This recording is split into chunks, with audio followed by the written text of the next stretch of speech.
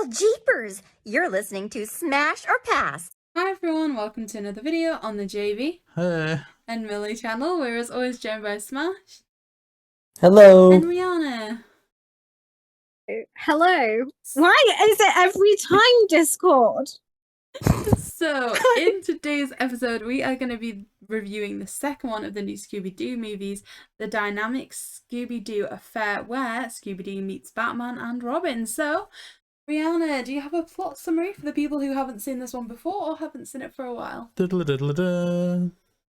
do. Why is it every time I say hello, it doesn't pick up, but as soon as I go into everything else, it does. Okay, so the episode.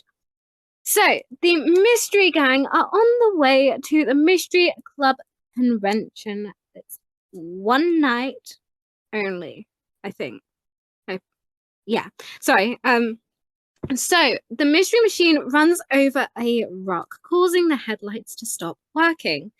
Second episode in a row where we've seen the Mystery Machine get stuck in some way. This series, they do not have good luck. So, just as that happens, a plane coincidentally comes in for a landing and narrowly misses the van by a few feet. Fred, Daphne, Velma, Shaggy, and Scooby-Doo investigate, but they become very suspicious when the plane makes a mysterious delivery. And of course, soon after, they find a farmhouse, and the Caped Crusaders, Batman and Robin, are also investigating this. Will they figure out what's going on? Because it seems like there's a punch toy filled with counterfeit money and a house that keeps on disappearing. And a very creepy old woman. I think if JayBee laughs like that and scares many more people, he's going to be the punch toy. What? I'm so confused. I just remembered something about this episode. I'll continue. Rihanna's composure, in that was incredible. This is what I'm talking about, JayBee. You put me through a lot. It's not especially true. Today. It's not true. It is true. Endgame. It's time. It's time that we watch the next one. Spider-Man. No. Okay, let's go on to the episode before JayBee puts me on another deadline. About that time. Okay, so as Rhianna said, this episode starts with the Mystery Machine breaking down again. And again, they kind of see something flying overhead. So this time it's a plane that is coming into land. So yeah, it's quite a similar start to the last time, really, right? Do we see the Batman? True. Like early on. Not until they get into the house. No. So it starts with them seeing like something, I think, offloading from the plane, where there's this kind of big box or something that's taken to the house. And when they go to explore the house, everything's like nailed down and the box is kind of like belted to the floor, which is kind of a little bit strange. So did anyone kind of initially have any thoughts on why that would be? No. I thought it was because now that I'm, a little bit older, so I have really bad OCDs, okay? When I put something down, it has to stay where I put it. So even though I've seen this episode multiple times, in the back of my mind, I'm like, what if it's just someone, she's an old woman, seems lonely, what if she just has really bad OCDs and doesn't want anyone moving it? Nailing things to the floor, make sure nothing can be moved. It also means nothing will be knocked over, but it's a bit concerning. Yeah, because they have earthquakes in America, do they not? Mm-hmm. Yes. So that could be it. Earthquakes are everywhere. I would nail it down. Or the house was gonna fly or something. Just be picked up by a plane. Oh my God. The Wicked Witch in Wizard of Oz. Yeah. I mean, it's like that. She could just have lost her husband, and she goes potty. Because people go potty after stuff like that, don't they? It's when they're exploring the house that you asked when we meet Batman and Robin. The Batman, yeah. And they arrive they're looking around the house, which is it's after meeting them that we do meet kind of the little old lady, Mrs. Baker. The little old lady. And I thought she was quite sweet. I didn't. Old ladies scare me. You like Gran? Yeah, but she's different, you know. She's not an old lady. She's younger She's nearly than. 90. But she's younger than me in many ways. She's got a young What? heart. She's got a young mind. Physically, maybe. Like, if I went on a jog with her, she would be less tired than me. That's true. So my gran recently had to have like a hip replacement, and they said, "Look, we need to work out like what your physical fitness age is to make sure this is going to be worthwhile." And she literally got a physical fitness age of about 40, and she's 90 next year. She is not human. She is superhuman. She is secretly the Batman. She could be the Batman, yeah. Ooh. I think it's just like that like wartime resilience thing. Oh gosh, Ooh. I'm gonna have to tell you about some of the wartime things I saw today because it's so cool. I'll tell you later though. Oh, well, you know, the war, you know, what, good God, yo, what are they good for, you know, who knows, we'll perhaps find out a little bit later, but I have a particular question about one Batman and one Robin. So, I know, or at least I theorize, I didn't really, because I think this was the era, unless I'm just making excuses for myself, where they didn't say, for example, Frank Welker plays Fred, it's just a list of voice actors. So, I think I picked up on Casey Kasem is Robin, which I do know is an actual thing. So, in terms of the cast for this Batman and Robin, is it a crossover with a pre-existing Batman and Robin show, or is it just his Batman and Robin? So I actually know. So there was in the like 60s, 70s, like an hour-long Batman Superman hour kind of thing, where Casey Kasem was Robin, and I think his name's Olan Soule, is Batman, where Ted Knight is Penguin and Larry Storch is the Joker, and they kind of reprise their roles in this, and it's kind of a crossover between, I think, the like, because I believe they're bringing in the live action show as well, so they wanted to boost Batman up even more and also bring more viewers into the Batman and Superman hour, I believe. That is quite Because understandable. Very interesting as well. Very interesting. there's a fun little fact that I know with Mrs. Baker, but I don't know if I should say it now or after she's on Mars. I guess we can say it now. We can say it now because she could have died by the time we get to that part. She's a very old lady. So, in the, I believe it was like 1940, there was a print where Catwoman first appeared, and Mrs. Baker being like the culprit is very like, it was a very similar premise to that, because Catwoman was disguised as an older woman when Batman unmasked her as the jewel thief. So no one has actually made it clear, in at least for this show, that it was paying homage to that, or if it was just a coincidence. But there's a lot of people who are fans of, like, diehard fans of Batman, who have watched this and think that it is, they're paying homage to it because it's, you know, bringing Batman back and everything. So I think it was similar to that. I mean, I guess speaking of diehard Batman fans, I think through Q&As and talking about the Scooby-Doo Batman movies, you know, prior to this for us, in the future, far future for this episode, we've kind of established that none of us are really great fans of Batman. But does anyone have a favourite version of Batman that sticks out to them? And I guess we'll start with Smash. This one. This, see, I back that. I back that. What about you, Like, Rhianna? oh no, sorry, I was just gonna say, I'm not a fan of Batman, like, property and everything. Like, I don't really care for him. I mean, I'll watch stuff, but not, like, just alone willingly. But anytime anybody's like, Batman, immediately my brain just thinks new Scooby-Doo movies, Batman and Robin, right there. Ooh, I like that. I think, to be honest, I don't think it's the one that I'm gonna say, but this take on Batman's probably the one that I saw the most. But Rhianna, what about you? What's your Batman? Who is your Batman? Okay, I just had to quickly run down and ask Ryan because he's just gotten home from work because I can't remember his name. But my favorite is same as my brother's, funnily enough, and that's Michael Keaton and Adam West. They are Ah. Batman, and they are so good.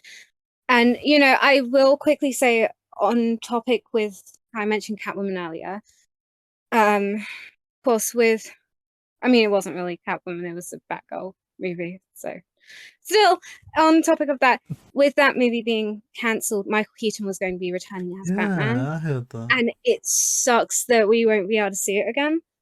So, just like say #save Batgirl. It is Batgirl, right? That movie, yeah. Yeah, Batgirl. And #save Scoob Holiday Haunt, because these two movies were finished. We need to see them. These people worked so hard. Animation, on-screen acting, both worked so hard. Let's save them, because let's get Michael Keaton back on our screens, and let's see Scoob as a pup. We need it in our lives. Yeah, well said. That's our vibe. For all we had, #votes for women last episode, and we still need votes for women here. But hashtag down below, #save Scoob Holiday Haunt, #save Batgirl. Let's get it trending in the comment section. Let's do it. We need to do it. Millie, is it Don't you dare, worth right? asking? Because I already know what you're trying to say. You're going to assume No. that it's Robert Pattinson because Twilight. No, just tell me. I'm asking you a question. You can tell me. No, this is a very British answer, so I apologise in advance. What? Batman's British? Exactly. I don't associate Batman with any of the original Batman. If that's even the word. Yeah. There's an episode of Only Fools and Horses where they get Ooh. Yes. tricked into dressing up as Batman and Robin and flying to save this woman who's getting her bag stolen in a dark alleyway. That's honestly the first thing I think of when you say Batman and Robin. It's when Rodney and Dal got tricked into dressing up as they. Yes. I think that's very highly merched as well. I've not seen the episode, but I've seen it on birthday cards. Yeah, that's a very interesting. Yeah, it's an answer. iconic thing because he gets they save this woman, and I don't think they know who it is, so they the city start looking for Batman and Robin basically, and they get given some commemorative prize for saving this person. Oh, it's one of the best episodes. But why do Only Fools and Horses twerk? That's what I want to know. So JayBee, your favourite adaptation? So I really love the Christian Bale Batman. That's the most basic go-to answer. But my favourite one is surprisingly how it was depicted in Lego Batman, the first one. Yes. When it was Wild Styles boyfriend. No, well, any type of Lego Batman, I've always, and Batman purists, again, I've annoyed them now, would rip me apart. But Lego Batman in the Lego Batman movie and in just the Lego movie is peak. But I played the Lego Batman game on the Nintendo Wii until my eyes couldn't stay open anymore. I played all the episodes, all the levels, collected all of the additional characters, found all the golden bricks. I dedicated my whole life to both that one and the DC Superhero Justice League follow-up. So Lego Batman all the way. And I guess comment your favourite Batman below. Yeah, do it. Get it done. Okay, so back to going through the episode, they open up the box and it's a punch toy, which once they kind of punch it a few times is found to be full of money, which is counterfeit dollars, right? Yeah. Yes. And so then they go to search the car graveyard. And that there's kind of a scene where is it Shaggy and Scooby almost kind of get crushed and they have to be saved? They get grabbed by the claw. Fred's kind of brave in this and just jumps into the claw thing though to try and get the villain. But then he gets beaten up by Robin. He does. And when they go back, the house has disappeared. So Batman and Robin blindfold them to go to the Batcave where they'll be able to track the Batmobile. Okay, any thoughts so far? I love the Batcave. I think it's a bit. No, I'm so sorry. I'm votes for women. It's a bit underwhelming, right? It is literally just a dingy cave that they've got a laptop in at this point. But I like how they're going to places. Like, it's not just a crossover, like, hey, we're just going to show up and it's going to be ridiculous. Like, there's references to the wider world of Batman. Kinda Like, hey, this is the Batcave and we're going to talk about Gotham PD, you know. It was quite cool. Kind of like straight out of nowhere, you get a crossover of the two worlds. I enjoyed it a lot. Mm. So, Batcave was good. I'm so sorry, Rhianna votes for women. What do you want to say about the Batcave? That's not her name, it's just Rhianna. What? Yeah. Look. You said sorry votes for women. Like Rhianna was told votes you know, for. Rihanna votes for women. Wait, does Rihanna vote for women? Do you vote for women? Well, I am one. Have I ever so voted for a woman? No. I don't think I have. The last time you voted, wait, I would vote it have for been women. Theresa May? I didn't vote. Yes. I was like 16 years old when Theresa May was running. Okay, then I just remember you going to vote when we lived at wow. our old house, so would that have been... No, I think we had a female, not MP, representative. But we'll discuss that in my own time. I'll quickly say I vote for women, and I vote for Stephanie McMahon as CEO of WWE. That's my closing statement. So Oh, don't talk to me you about guys- WWE because you tantalized me in between recordings. And I think the viewers should know what you did to me. JayBee, it's wrestling. It's women's wrestling. How did you Like- introduce her to me? Because Hey. so okay, no, hear me out. Okay, I need people's opinion. Am Little I wrong? wrestling gear and big Because- boobs. Yeah, but we were talking about John Cena. Oh, true, You were true, talking true. about part of John Cena, and I said, well, Oh. John Cena used to be with Nikki Bella. Wait, he's been And you with were like, that? Yeah, she Yeah, said he was and you- engaged to that. What You were like- happened? Why did he leave that? Because he refused to get married. Then he proposed to her, but said, "Oh, you're not allowed to have any kids." What? So she said, "Wait, no, hang on. I've been with you for 9 years. Oh You've my finally given up on God. like getting married. I want to have kids." So she left him. He got married after being adamant he didn't want to get married to this new woman, and is apparently open to having kids with her. Nikki, though, she's gone with Artem from Dancing with the Stars and has had a little son who's so cute. Well, Mateo is so cute. John Cena's an idiot. Like, Yeah, but the Oh thing is, my- I sent you that because he's I a looked up a moron. GIF. absolute gif of it, meathead. He fumbled And the that was- bag in a major way. What an idiot. Was it a real like engagement, or was it like scripted and staged for like behind the scenes diva drama? No, it was actually real. They What were a together for dick. over 10 years. And he was like, I'm never getting married. I don't want to get married, blah, blah, What? blah. Oh my. And then, she was like, look, can we at least get married? Because I've been with you for so long. And he was like, yeah, let's get married. And then he was like, she said, okay, well, I do want a kid one day. I want to at least freeze my eggs. And he said, you're not allowed to do that. And she was like, no, you know what? You want to control my body. Bye. So yeah, that's that. But I sent you that because you asked who Nikki Bella was, and that was the first gift that because came up. I thought I'd had you then. I thought you'd got. But in the end, now I'm just sat here depressed. I have depression because of that story. I am Sorry. sad. I'm sad. I'm very sorry. Oh man. I'll quickly. Oh, I don't know how to cheer you. I mean, oh gosh, now I feel sad. I'm sorry, JayBee. It's okay. I'm really sorry. I'll, It's okay, Rhianna. He's just been a simp. It's not that he's actually physically distressed. I am distressed. It's because it's an attractive, someone that he deems to be an attractive woman. Oh man. It's I'm not just- that anything catastrophic has happened. I think John Cena should see himself get very poorly. That's a bit harsh, JayBee. But I'm really sorry. I don't want to upset anyone in any way. Rhianna, it's not your fault. It's Cena's fault. It's Cena's fault. Okay, cancel all those other hashtags. Hashtag screw you, Cena.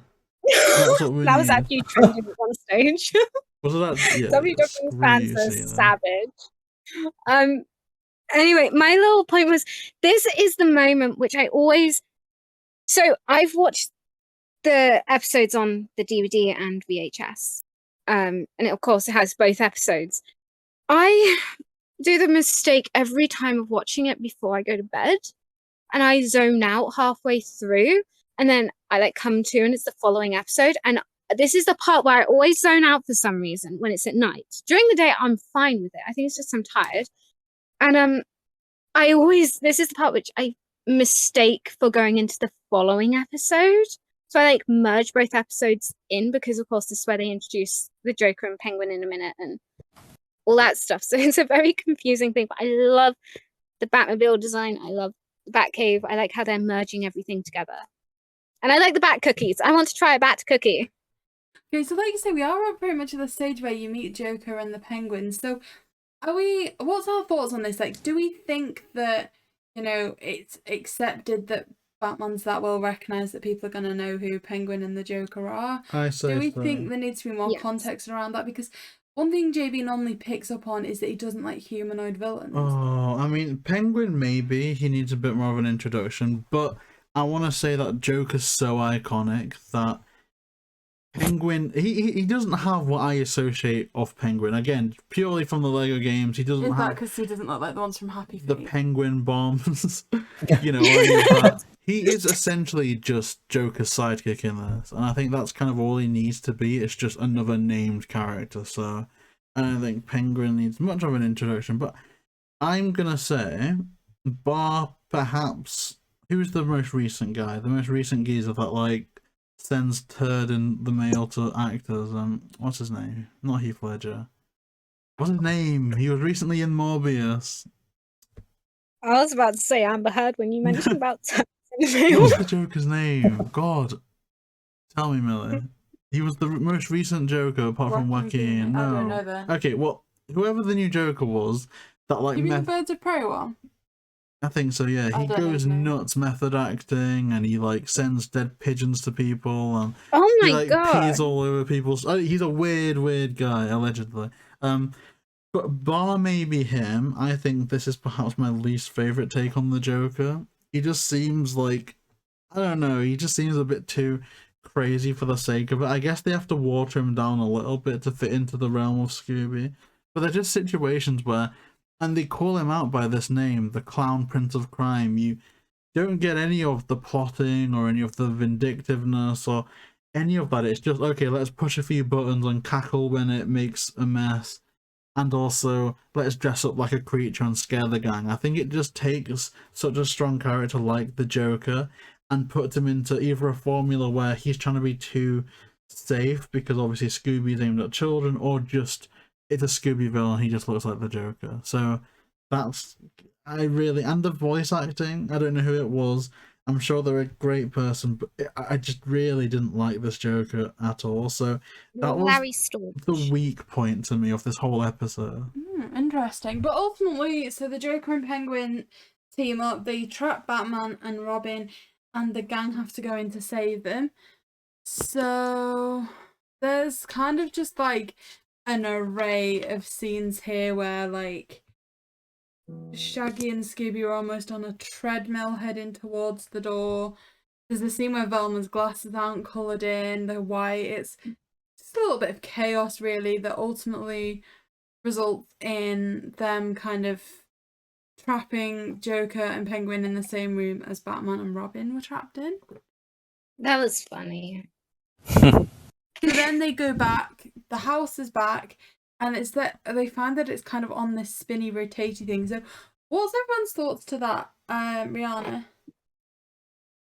Okay, so I really enjoy it because it's something that in real life we would do. Like, if I was in my room and you guys were like in your room, but you flipped the switch and then suddenly the light went off in my room. So I then like turn the switch on and then turn the light off in your room and everything, but turn it on in my room, if that makes sense. Like, we would do that back and forth and be really confused. And the fact that Fred, Daphne, and Velma were stuck in the house going round and round, it was like, how they didn't throw up is beyond me. How they But didn't get more hurt is beyond me. Yeah, and the thing is, like, how Velma's glasses stayed on her face as well. Because they usually fall on the floor, right? Like, she usually loses her glasses. Why didn't they It fall needs off one at of this those moment? granny things that just hook around there. Actually, speaking of Velma, this is the first time Jinkies is used in this like series, but it's not only like Velma who says it, but Shaggy does. Oh So yeah. it's like just a little tidbit there that I found quite funny. And Smash, so what's your thought on this kind of spinny house? Spinny house. I don't know. I have nostalgia for this episode too, and like I'm kind of in this same boat as Rhianna, where it's like I start the episode, then I zone out when they're in like the car dump garage, whatever that is, and then all of a sudden they're like in this spinny house, and I'm like, it's where it picks me back up. I'm like, okay, now I'm interested again. Like, I don't know. Like, a lot of times, say, like, Witch's Ghost, I didn't love the whole back and forth and zaniness, or, like, Monster of Mexico, that musical sequence where it was just like, what is going on? But something about this one, I always just have found fun. I'm like, because I think it's because you can see what's actually happening while the gang is like, what is going on? And it's just kind of funny that they're being messed with, and yet at the end of the day, like, oh, they're just like in a fun house. They'll be fine, but I don't know. I like kind of this back and forth thing that's going on. Yeah, I certainly think it's fun. And then ultimately, once they're in the underground part, there's another kind of chase scene where it's really iconic, and I didn't associate it with this episode. I didn't kind of register this episode very well, but where Scoob is on the car? The little car that like... Oh yeah, like the little go-kart Mm-hmm. That's just fun. The whole sequence is just a lot of like, it's good banter. I don't know if I kind of missed out on this. Why is it like a little toy room down there? Because it's lots of fun and, clowns. I mean, I'd get it if it was kind of like, like one of the machines that makes the counterfeit notes or something like that. I just don't get why it's like a fun land. Well, I guess I was thinking if they... Oh, well, it doesn't make sense with the reveal, but at the time I was thinking if they stuffed all this money into, like, jokey things and kids' novelties like the Punch Bag Clown, there could be, like, little radio cars that have, counterfeit money stuffed in them, or cuddly toys that if you cut them open, they'll be full of counterfeit money, just stuff like that, but... I don't know, that was just where my mindset was at the time. Could it possibly be a cover, like a cover business being like, oh yeah, no, toys arrive here all the time. Government don't question me, kind of thing. So it's like a cover business. It could be able to like transport. So like she sells toys to some people, but then she sends toys to others that actually have the counterfeit dollars, or they're just trying to make out that having counterfeit money is fun. It could be, but I think like if they were trying to remove suspicion, they should maybe keep their house there the entire time. I'd say that attracted more suspicion than... I mean, I would happily buy toys, right? Quite possibly.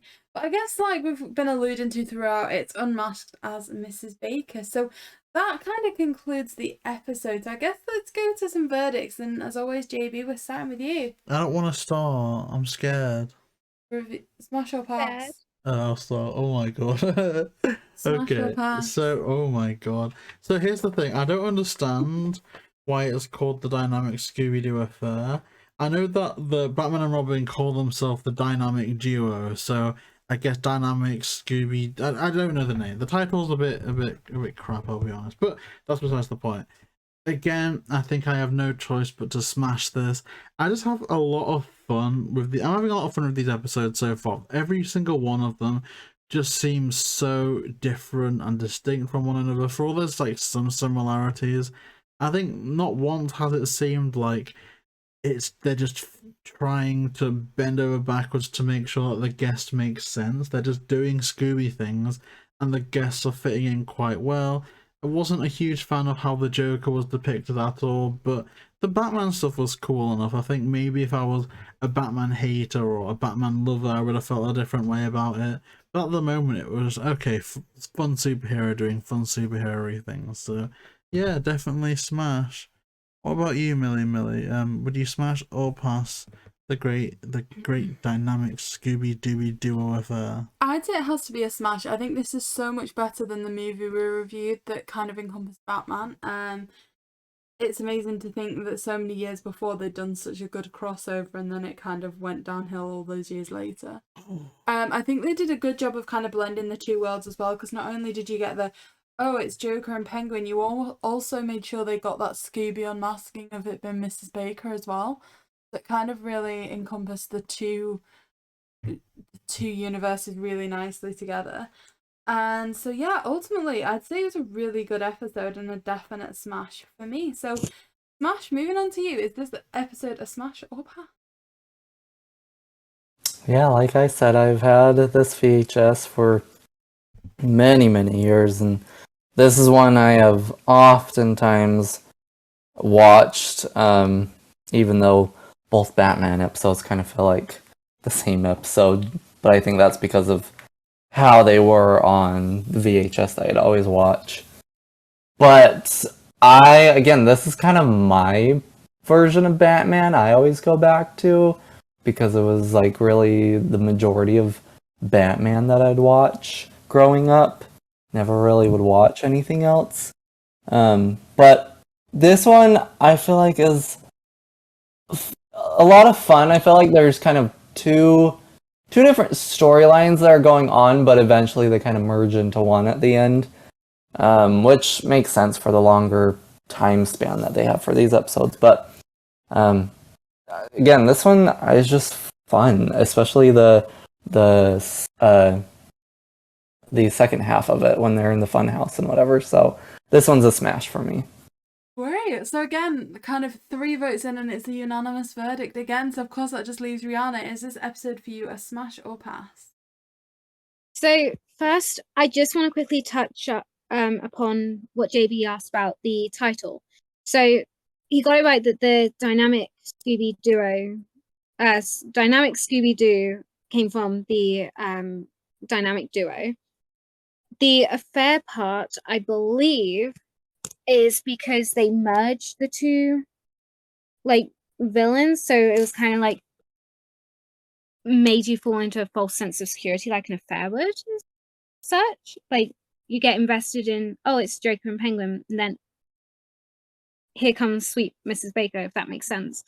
For me, this episode is really fun, other than the fact that I often get it mixed up.